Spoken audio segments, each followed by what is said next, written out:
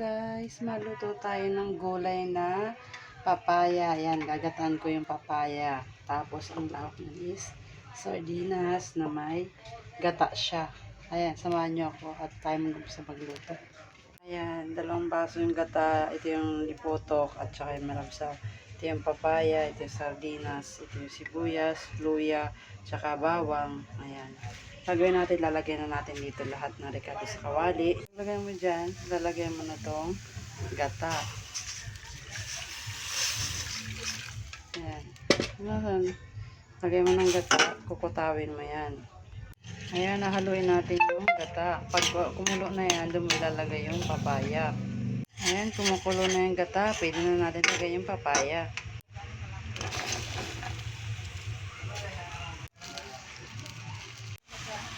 Ayan o.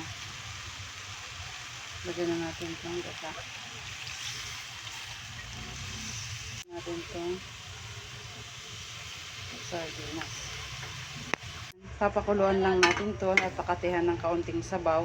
Ang ating papaya is luto na. Mamaya.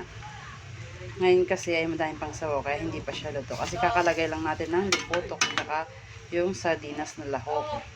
Pakatihan muna natin siya ng 5 minutes.